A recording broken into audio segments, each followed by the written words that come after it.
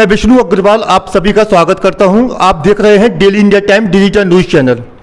आज दीपावली के पर्व का खास दिन है। आप सभी को हम दीपावली के अवसर पर डेली इंडिया टाइम्स की तरफ से आपको बधाई देते हैं। आप हमेशा स्वस्थ रहें, खुश रहें। अक्सर लोगों को अपने दांतों से जुड़ी बीमारियों के इलाज के लिए एक बेस्ट डेंटल केयर क्लिनिक की तलाश रहती है और एक बेस्ट डेंटल सर्जन की तलाश रहती है। आज हम आपकी मुलाकात कराने जा रहे हैं डॉक्टर रिद्धि केडिया से, जिनका जयपुर में मानसरोवर इस्कॉन रोड पर स्थित रेडियंस डेंटल केयर क्लिनिक है, जो सभी अति आधुनिक सुविधाओं से युक्त है। मैम नमस्कार, आपका स्वागत है। मैम सबसे पहले डेली इंडिया टाइम्स की तरफ से दीपावली के पावन पर्व पर हम आपको बधाई देते हैं। आपको भी हैप्पी दिवाली। मैम दांतों की समस्याएं लोगों को काफ़ी तेज़ी से हो रही है। आपका आधुनिक डेंटल क्लिनिक है, सो हम चाहते हैं सबसे पहले आप अपना स्पेशलाइजेशन और अपने क्लिनिक के बारे में बताएं। नमस्ते, मैं डॉक्टर रिद्धि केडिया हूँ, MDS प्रोस्टोडोंटिस्ट एंड इम्प्लांटोलॉजिस्ट।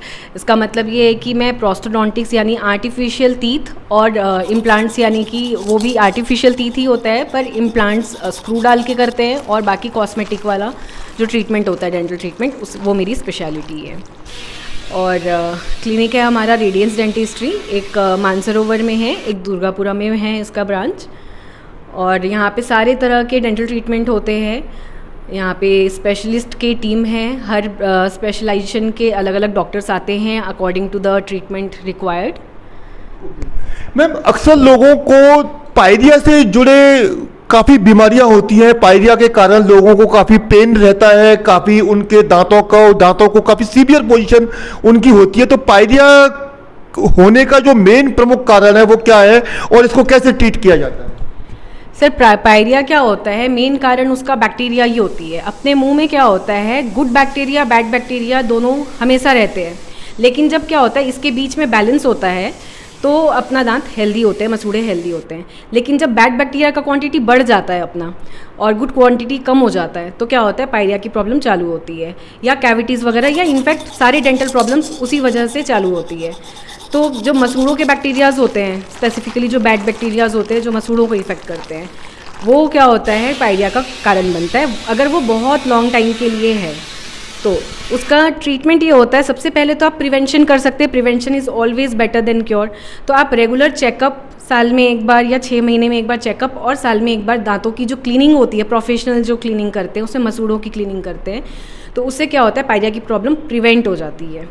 और सेकंड ऑप्शन ये होता है जब आपको ऑलरेडी डिजीज़ हो चुका है, पायरिया का प्रॉब्लम हो चुका है, तो अपना फर्स्ट स्टेप हमेशा क्लीन करके वो बैक्टीरिया को रिमूव करना होता है।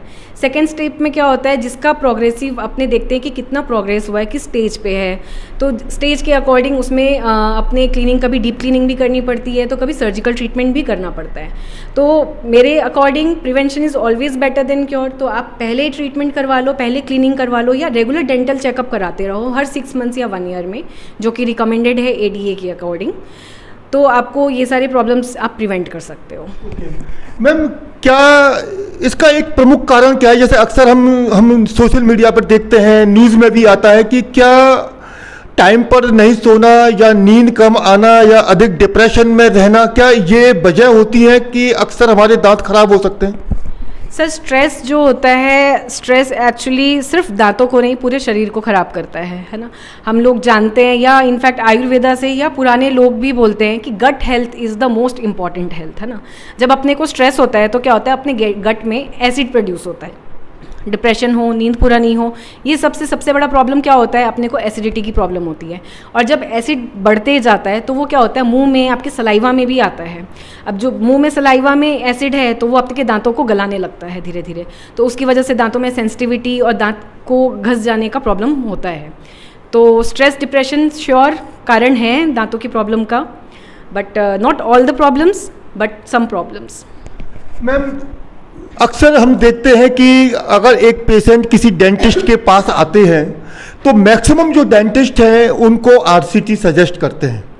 तो मैम ये RCT का प्रॉपर एक प्रोसेस क्या होता है, कितने टाइम का होता है, और क्या इसमें कोई सर्जिकल पार्ट है? क्योंकि मैक्सिमम लोगों को ये दुविधा रहती है, ये भ्रम रहता है कि आरसीटी रूट कैनाल के बारे में प्रॉपर उनको जानकारी नहीं है, जिसके कारण लोग काफ़ी दुविधा में रहते हैं, कई बार वो गलत ट्रीटमेंट के भी शिकार हो जाते हैं। तो प्लीज़ इसके बारे में आप कंप्लीटली डिस्क्राइब करिए। सर, रूट कैनाल ट्रीटमेंट होता है आरसीटी का फुल फॉर्म, ठीक है। रूट कैनाल ट्रीटमेंट क्या होता है? अपने दांतों में जो रूट्स होते हैं, रूट्स के अंदर क्या होता है? पल्प होता है। आप जनरल भाषा में बोलो तो नस होती है दांतों की, है ना। अपने लोगों को यही समझाते हैं कि नसों का इलाज होगा। नसों का इलाज क्या होता है? जो पल्प होता है उसमें नस होती है जिसमें इन्फेक्शन या कैविटी प्रोग्रेस कर जाती है उतनी भी, तो वो पेन करने लगता है। तब हम लोग रिकमेंड करते हैं कि आप रूट कैनाल ट्रीटमेंट करवाओ। तो रूट कैनाल ट्रीटमेंट में क्या होता है? अपने सबसे पहले तो दांत में होल करके जो इन्फेक्शन कैविटी वाला पार्ट है उसको क्लीन करते हैं। फिर जो नस को वो इन्फेक्ट कर चुका है वो नस निकालते हैं और उसके बाद उसको क्लीन करते हैं दवाइयाँ डाल के। क्लीन करने के बाद वो दवाइयाँ डालने के बाद अपने किसी किसी का सिंगल सिटिंग में भी हो जाता है, कभी कभी डबल और ट्रिपल सिटिंग भी लगती है, डिपेंडिंग कितना इन्फेक्शन है। किसी के पस बन गया है तो ज़्यादा टाइम भी लगता है। तो उसके बाद फिर अपने दवाइयाँ डाल के छोड़ते हैं। फिर बाद में उसमें क्या करते हैं, जहाँ से अपने पल्प निकाले हैं वो एरिया अपना पोला नहीं रहे, हॉलो नहीं रहे, उस वजह से अपने वहाँ पे फिलिंग मटेरियल डालते हैं और फिर दांत को फिल करके उसके ऊपर कैप लगा देते हैं।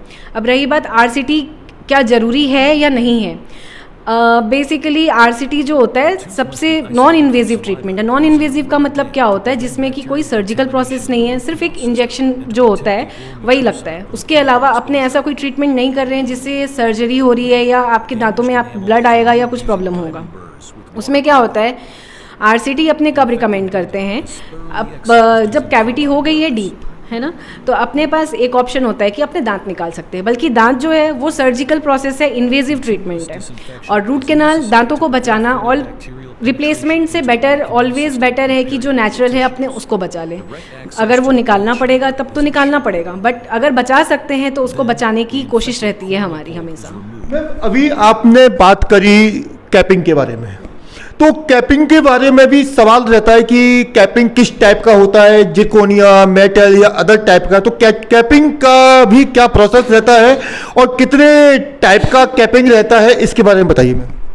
कैपिंग अपनी 3 टाइप की होती है बेसिकली, वैसे तो बहुत सारे टाइप्स की होती है। तो कैपिंग क्या होता है? रूट कैनाल करने के बाद अपने कैप लगाते हैं, फर्स्ट थिंग। सेकंड, जहाँ पे मिसिंग टीथ होता है वहाँ पे अपने बगल के दांतों को थोड़ा कट करके उसके सपोर्ट पे अपने आर्टिफिशियल टीथ रिप्लेस करते हैं, तो वो भी कैपिंग ही होती है एक तरह की। तो इसमें क्या होता है, कैपिंग अपनी फर्स्ट ऑफ ऑल मेटल की होती है, जो पूरा फुल मेटल होता है, जो कि आजकल लोग ज़्यादा नहीं कराते हैं क्योंकि एस्थेटिकली सब अवेयर हैं, दिखता है वो। एक होता है पीएफएम बोलते हैं, उसमें क्या होता है, मेटल के ऊपर अपने सिरेमिक को फ्यूज़ कर देते हैं। तो मेटल सिरेमिक का कोटिंग होता है जो कि बाहर से दांत के कलर का होता है, अंदर से मेटल होता है, और वो क्या होता है, थोड़ा रीजनेबल प्राइस पे होता है, तो इसीलिए पीएफएम लोग करवाते हैं। एक होता है जिरकोनिया, जो कि कम्प्लीटली जिरकोनिया एक डिफरेंट मटेरियल है, मतलब वो मेटल नहीं है, वो सिरेमिक नहीं है, वो डिफरेंट मटेरियल है, लेकिन उसमें मेटल नहीं होता। तो जिरकोनिया का फ़ायदा क्या होता है कि वो एमआरआई के टाइम पे आपको कोई प्रॉब्लम नहीं होती है, उसमें जिरकोनिया आपका लगा रहेगा। और पीएफएम में भी वैसे प्रॉब्लम नहीं होती है, बट जिरकोनिया इज़ सेफ़र। और उसके अलावा ईमैक्स होता है सामने के दांतों के लिए, जब एस्थेटिकली अपने देखते हैं तो सामने के दांतों के लिए वीनियर्स होता है। तो ऐसे बहुत सारे तरह की कैपिंग होती है। की तरह इम्प्लांट को लेकर भी लोग काफ़ी भ्रम में रहते हैं, लोगों को ये टेंशन रहती है कि इम्प्लांट एक सर्जिकल प्रोसेस है, जैसे नी रिप्लेसमेंट करते हैं तो लोगों को लगता है कि इम्प्लांट के बाद पता नहीं कितने दिन बाद हम खाना खा पाएंगे और किस तरह से, क्या मतलब लोगों को एक सर्जिकल प्रोसेस नज़र आता है। तो प्लीज़ इम्प्लांट के बारे में बताइए मैम। देखिए, इम्प्लांट क्या होता है, इम्प्लांट में जहाँ पे अपना दांत नहीं होता है, अपने वहाँ पे एक तो ब्रिज वाला ऑप्शन होता है, हमेशा कैप लगा सकते हैं, या तो फिर आप इम्प्लांट डलवा सकते हैं। इम्प्लांट क्या होता है, अपने टाइटेनियम का बनता है। टाइटेनियम क्या होता है, वो अपनी बॉडी में कम्प्लीटली सेफ़ है और इम्प्लांट की लॉन्ग लास्टिंग है। ये क्या करते हैं, अपने हड्डी के अंदर एक स्क्रू डालते हैं, उसके ऊपर अपने वो जड़ के जैसे काम करते हैं और उसके ऊपर अपने दांत बिठा देते हैं कैप लगा के। तो इम्प्लांट जो है इन्वेजिव है, सर्जिकल प्रोसेस है, लेकिन इसके इतने कॉम्प्लिकेशंस नहीं हैं। अपने को इसमें क्या होता है कि जो दांत निकालने के बाद जो प्रिकॉशंस होता है 24 आवर्स का, इम्प्लांट के साथ भी सेम वही होता है। और खाने की बात आप उसके बाद नॉर्मल खा सकते हो 24 आवर्स के बाद, हाँ, लेकिन दांत इम्प्लांट लगने के बाद कभी कभी 3-4 महीने अपने को वेट भी करना पड़ता है किसी किसी केस में कैप लगाने के लिए। तो वो आपको जो आप पहले जैसे खा रहे थे, आप वो चीज़ वापस रिज्यूम कर सकते हो इम्प्लांट डलने के 1 दिन बाद। कब जब कैप अगर आपके 3-4 महीने बाद लग रहे तो हाँ वो दांत आपका जहाँ इम्प्लांट लगा है वो 3-4 महीने बाद आप यूज़ कर पाओगे। मैम एक प्रमुख बात है कि इम्प्लांट की ज़रूरत कब पड़ती है, कब ऐसी दांतों की स्थिति आ जाती है कि इम्प्लांट करना पड़ जाता है? सबसे पहले तो इम्प्लांट की ज़रूरत तब पड़ती है जब अपने पास दांत नहीं है, मिसिंग टूथ है ना। मिसिंग टूथ में आप बाई चॉइस भी आप लगवा सकते हो, ब्रिज करवा सकते हो। सेकंड ऑप्शन होता है जब अपने पास अगल बगल के जो दांत है सपोर्ट करने के लिए, ब्रिज लगाने के लिए वो हेल्दी नहीं है, तो अपने रिकमेंड करते हैं कि इम्प्लांट डलवाओ, क्योंकि फिर क्या होता है ब्रिज अगर अपने अनहेल्दी टूथ के ऊपर सपोर्ट कर रहे हैं तो वो निकल जाएगा, तो वो बाकी दांतों को भी ख़राब करेगा। उससे बेटर है इम्प्लांट लगवाओ। तो इम्प्लांट एक तो वो कंडीशन होता है। सेकंड होता है जिसको पायरिया की प्रॉब्लम होती है, तो उसके दांत क्या होते हैं, मसूड़ों के साथ में दांत भी कॉम्प्रोमाइज़ होते हैं, दांत हिलने लगते हैं या मूव करके थोड़े से आगे भी आ जाते हैं। तो उस कंडीशन में हम लोग इम्प्लांट डालना रिकमेंड करते हैं, क्योंकि वो नेचुरल टूथ के ऊपर आपका आर्टिफिशियल अगर अपने लगाते हैं तो वो उसके साथ मूव करेगा। मैम अगर किसी पेशेंट्स के एक से ज़्यादा दांत अगर मिसिंग है, 3, 4, 5 अगर दांत मिसिंग हैं, तो उस पोजीशन में क्या सभी का इम्प्लांट होना मस्ट है या आप कोई अदर प्रोसेस करके भी उसको मैनेज कर सकते हो? सर मेरा स्पेशलाइजेशन इसी में है, प्रोस्टोडोंटिस्ट हूँ मैं। इसमें हम लोग क्या करते हैं, फर्स्ट ऑप्शन होता है जो रिमूवेबल डेंचर्स होता है, जो पहले लोग पहनते थे, आजकल भी पहनते हैं पर कम पहनते हैं, जो पहनने खोलने वाला आर्टिफिशियल टूथ होता है। एक तो वो ऑप्शन होता है, वो हमेशा है। सेकंड ऑप्शन होता है अगर आपके अगल बगल के दांत हेल्दी हैं, सपोर्टिव हैं, तो अपने ब्रिज लगा सकते हैं, जो फिक्स्ड डेंचर बोलते हैं अपने उसको, फिक्स्ड डेंटल प्रोस्थेसिस। तो उसमें फिक्स्ड अपने कैप लगा के उसको दांतों को रिप्लेस कर सकते हैं। थर्ड ऑप्शन होता है इम्प्लांट लगा सकते हैं, इम्प्लांट लगा के उसके ऊपर अपने कैप लगा सकते हैं। मैम आजकल हम देखते हैं कि मॉडर्न डेंटल ट्रीटमेंट में एलाइनर और ब्रासेस का काफ़ी महत्वपूर्ण रोल हो गया है। काफ़ी अगर हम देखते हैं कि कई डॉक्टर्स ने सजेस्ट करते हैं आगे से एलाइनर, तो मैम इसके बारे में बताइए, क्योंकि इसको लेकर लोगों को कम जानकारी है। अलाइनर्स और ब्रेसेस क्या होता है, अपने दांतों की अलाइनमेंट के लिए होता है। पहले क्या था, लोग इतना एस्थेटिकली अवेयर नहीं थे, अब लोग एस्थेटिकली अवेयर हैं। लोगों को देखते हैं मिरर में तो उनको समझ में आता है हमारे दांत टेढ़े मेढ़े हैं, हमें सीधे करवाने हैं। तो ब्रेसेस और अलाइनर्स दोनों का ट्रीटमेंट सेम है, दोनों सेम ट्रीटमेंट करते हैं, बस दोनों की विजिबिलिटी और एस्थेटिक डिफरेंस है। जैसे कि ब्रेसेस जो होता है मेटल का लगता है और सेरामिक का लगता है, तो मेटल वाला ज़्यादा दिखता है, सिरेमिक वाला थोड़ा कम दिखता है, उसमें सिर्फ वायर दिखता है। और जो अलाइनर्स होता है वो बिल्कुल नहीं दिखता। और सबसे अच्छी बात अलाइनर्स की ये होती है कि आप उसको खुद पहन और खोल सकते हो। ब्रेसेस जो होता है आपकी फिक्स्ड होते हैं, तो ये अगर आप थोड़ी कम एज में, जैसे 15-16 साल की उम्र में अगर आपको लग रहा है आपके दांत टेढ़े हैं या दांत आगे की तरफ आ रहे हैं और करवा लो, तो बहुत अच्छे रिजल्ट्स देते हैं। बाद में भी आप करवा सकते हो, 30-40 उम्र तक भी करवाते हैं, लेकिन उसमें क्या होता है अपना टाइम टेकिंग ज़्यादा हो जाता है, क्योंकि ट्रीटमेंट को, दांतों को मूव करने के लिए टाइम ज़्यादा चाहिए होता है। लेकिन जब हम ग्रोइंग एज में होता है, आपका हड्डी डेवलप कर रहा होता है, तो उस टाइम पे जब आप ब्रेसेस के ट्रीटमेंट करवाते हो तो वो क्या हड्डी उस अकॉर्डिंग अडाप्ट हो जाता है, तो अपने को उससे रिजल्ट्स बेटर मिलता है और जल्दी मिलता है। मैम अभी आपने जो इम्प्लांट की बात की, आपने काफ़ी बेस्ट तरीके से डिस्क्राइब किया। एक प्रमुख बात है कि इम्प्लांट जो आप करते हैं उसकी मैक्सिमम एज क्या होती है, कितने टाइम तक एक दांत मजबूत रह पाता है जो आप इम्प्लांट करते हैं? सर जैसे कि बोला गया है age is just a number, है ना। इम्प्लांट के केस में age is actually just a number. Age determine नहीं करता है कि आप इम्प्लांट लगा सकते हो या नहीं लगा सकते हो। इम्प्लांट डिटरमाइन करता है बोन, आपकी बोन क्वालिटी कैसी है, जो हम एक्सरे या सीबीसीटी स्कैन करा कर देखते हैं कि आपकी बोन क्वालिटी कैसी है। अगर आपकी बोन क्वालिटी अच्छी है तो आप 80-85 के एज में भी इम्प्लांट लगा सकते हो। अगर आपकी बोन क्वालिटी अच्छी नहीं है तो हो सकता है 50 के एज में भी इम्प्लांट ना लग पाए। तो वो कम्प्लीटली डिपेंड करता है कि आपकी बोन क्वालिटी कैसी है, आपने मसूड़ों को और अपने दांतों को पहले कितना केयर लेके रखा हुआ है। कुछ लोग क्या होते हैं बहुत सालों से जिनके दांत नहीं होते, वहाँ होती है हड्डी गल जाती है। अब जब बोन गल गई है, बोन के लिए अपने को इम्प्लांट डालने के लिए जो मिनिमम हाइट चाहिए, वो अगर हाइट नहीं है तो अपने इम्प्लांट नहीं डाल सकते। लेकिन किसी के दांत अगर रिसेंट निकले हुए हैं, चाहे वो उसकी एज 80-85 ही क्यों ना हो, अपने वहाँ पर इम्प्लांट लगा सकते हैं, क्योंकि अपने को वहाँ बोन हाइट मिल जाती है। मैम अभी कुछ दिन पहले हमने एक सीनियर कार्डियोलॉजिस्ट हैं जयपुर के, नाम हम नहीं बता रहे, उनका एक इंटरव्यू सेशन किया, और अभी जस्ट ही हमने 2 दिन पहले एक कैंसर स्पेशलिस्ट डॉक्टर्स का इंटरव्यू किया। मैम उनका ये स्पेसिफिक कहना था कि चाहे हार्ट का डिजीज़ हो या कैंसर का जो रूट कारण है वो बोले हमारे मुंह से क्रिएट होता है, और उसमें दांतों की बड़ी महत्वपूर्ण भूमिका होती है। महत्वपूर्ण सवाल है, इसका जवाब आप मैम क्लियर ही करिए। सर जो कैंसर है या हार्ट का प्रॉब्लम है, जैसा कि मैंने बोला gut health is the most important. अब गट में जो खाना जाता है वो कहाँ से जाता है? हमारे मुंह से जाता है। मुंह में दांत है, जीभ है, सलाइवा है, सबसे इम्पॉर्टेंट रोल वो प्रोवाइड करते हैं, क्योंकि वो अपने दांत अपना जो खाना जाता है पेट में जाके हजम होने के पहले आधा खाना तो अपने मुंह में हजम हो जाता है। अपने जब चबा कर खाते हैं तो आधा खाना वहीं हजम हो जाता है, उसके बाद वो पेट में जाके हजम होता है। तो अगर आप खाना को अच्छे से खा रहे हो, हेल्दी खाना खा रहे हो जो आपके दांतों के लिए हेल्दी है या आपके पेट के लिए हेल्दी है, और उसको सही तरीके से खा रहे हो, सही टाइम पर खा रहे हो, तो ये सारी चीज़ें प्रिवेंट होती है। सेकंड, कैंसर का और बहुत सारे कारण होते हैं, एक्सटर्नल फैक्टर्स होते हैं, लाइक स्मोकिंग है, पान, तंबाकू, गुटखा वगैरह है। कभी कभी क्या होता है, किसी किसी के दांत बहुत शार्प होते हैं, जिनको उस वजह से गाल में या जीभ में बार बार छाले होते रहते हैं। जहाँ पे दांत छाले कर रहे हैं बार बार, अगर शार्प है तो वो क्या करता है, अगर बहुत लॉन्ग टाइम के लिए ये प्रॉब्लम है तो वो भी कैंसर कर सकता है। तो हाँ, मुंह कैंसर के लिए मोस्ट इम्पॉर्टेंट है।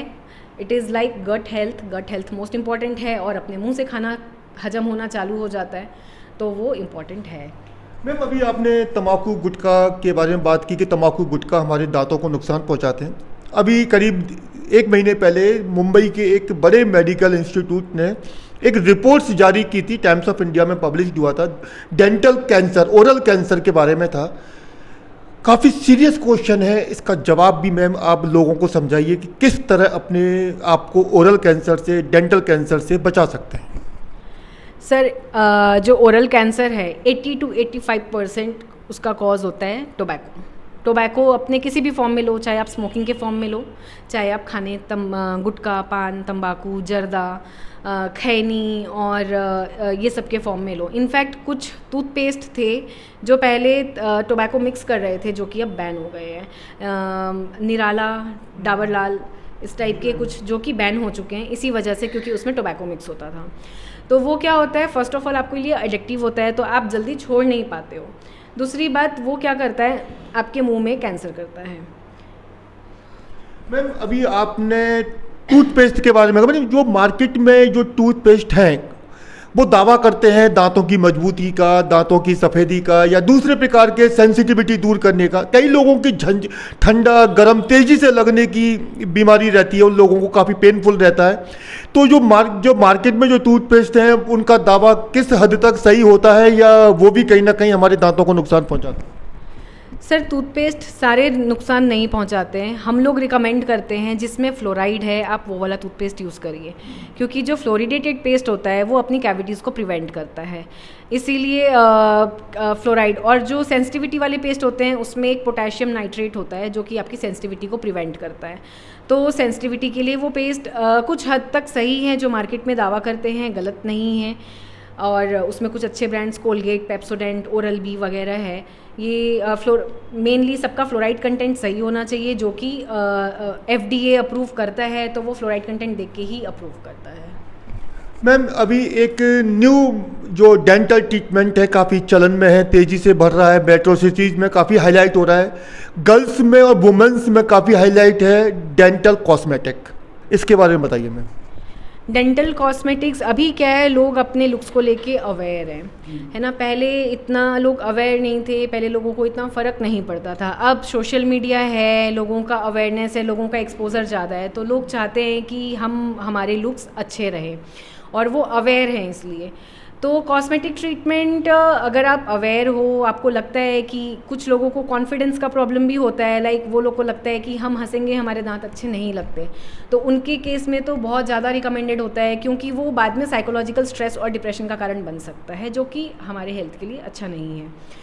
और किसी किसी को नॉर्मल अवेयरनेस होता है तो वो करवाते हैं, स्पेसिंग है, या कभी दांत स्टेन्स हो गए हैं, या फ्लोराइड का प्रॉब्लम भी रहता है, तो वो सारे अपने उसके लिए कॉस्मेटिक प्रॉब्लम जो होता है उसके ट्रीटमेंट्स होते हैं, लाइक वीनियर्स होते हैं, ईमैक्स क्राउन्स होते हैं, टीथ वाइटनिंग होती है, टीथ क्लीनिंग होती है, और ऐसे बहुत सारे होते हैं। इनफैक्ट आजकल लोगों के बीच में अभी डेंटल ज्वेल्स, टूथ जेम्स जो बोलते हैं, दांतों में भी अब लोग ज्वेलरी पहनना चाह रहे हैं, वो भी अभी नया चालू हुआ है, लोगों को उसका इंटरेस्ट है तो वो करवाते हैं, तो वो कम्प्लीटली उनकी चॉइस है। आपकी क्लिनिक पर मैम जो ज़्यादातर पेशेंट आते हैं वो किस तरह की डेंटल डिजीज़ लेके आते हैं ज़्यादातर? Sir dental disease most common अगर अपने देखें तो कैविटी है और पायरिया है। और उसके अलावा मिसिंग टीथ जो है वो भी एक तरह की डिजीज़ ही है, क्योंकि वहाँ पे जब वो मिसिंग टूथ होता है तो आसपास के दांत मूव करते हैं और वो प्रॉब्लम करते हैं और खाने में प्रॉब्लम करते हैं। तो मोस्ट कॉमन प्रॉब्लम्स लोगों को फ़िलहाल यही है। मैम एक आखिरी सवाल है आपसे और बड़ा प्रमुख सवाल है, क्योंकि आपका जवाब काफ़ी सोसाइटी को एक मैसेज देगा कि लोगों के दांत लंबे समय तक मजबूत बने रहें, उनके दांत सुंदर बने रहें, इसके लिए 5 स्पेसिफिक टिप्स लोगों को आप प्रोवाइड कराइए। साथ में उनको कुछ हेल्दी फूड्स बताइए जो दांतों के लिए एक तरह से वरदान हो। सर सबसे पहले तो फर्स्ट थिंग, दांतों को दिन में 2 बार ब्रश करना चाहिए। उसके अलावा हम लोग जो गलती करते हैं, हम फ्लॉस नहीं करते हैं इंडिया में ज़्यादा। फ्लॉस करना बहुत इंपॉर्टेंट है, क्योंकि जो हमारा प्लैक कैलकुलस होता है जो पायरिया या दूसरे दांतों की प्रॉब्लम को क्रिएट करता है, 40% वो फ्लॉस से रिमूव होता है, क्योंकि दांतों के बीच का जो गैप होता है, जो दांत जुड़े हुए होते हैं उसके बीच जो जगह होती है वहाँ पे सिर्फ फ्लॉस जा पाता है, ब्रश नहीं जाता है। तो first important thing is brush twice daily. Second, floss every day. Third, मैं लोगों को ये कहती हूँ कि खाना खाने के बाद आप हमेशा कुल्ला करिए या रिंस करिए पानी से, क्योंकि क्या होता है जो खाना थोड़े बहुत चिपके रहते हैं दांतों में वो उससे निकल जाते हैं। अगर आपका खाना नहीं चिपका है तो बैक्टीरिया को फूड नहीं मिलेगा, तो बैक्टीरिया ग्रो नहीं करेगा, तो आपकी काफ़ी सारी डेंटल प्रॉब्लम्स प्रिवेंट हो जाएंगे। फोर्थ मोस्ट थिंग, रात को सोने के पहले हमेशा कुल्ला करके सोइए। रात में चाहे आप गर्म पानी में नमक डाल के कुल्ला करिए, पर कुल्ला करके सोना चाहिए। और मसूड़ों को हेल्दी रखने के लिए और पायरिया की प्रॉब्लम को प्रिवेंट करने के लिए गर्म पानी में नमक डाल के हर दिन कुल्ले करिए, उससे आपके जो पायरिया की प्रॉब्लम है वो प्रिवेंट हो जाती है। आपने सुना डॉक्टर रिद्धि केडिया को, उन्होंने बड़ी बारीकी से दांतों से जुड़े सभी सवालों का जवाब दिया और उन्होंने क्लियर किया कि आरसीटी के लिए या इम्प्लांट को लेकर लोगों को डरने की या घबराने की ज़रूरत नहीं है। आप डॉक्टर रिद्धि केडिया से उनके क्लिनिक में, जो कि जयपुर के मानसरोवर स्थित इस्कॉन रोड पर स्थित है, रेडियंस डेंटल केयर क्लिनिक, आप वहाँ उनसे मिल सकते हैं। नमस्कार मैम, आपने काफ़ी हमें अपना टाइम दिया, उसके लिए थैंक यू वेरी मच। नमस्ते, थैंक यू। लगातार खबरों के लिए बने रहिए हमारे साथ। Thank you very much.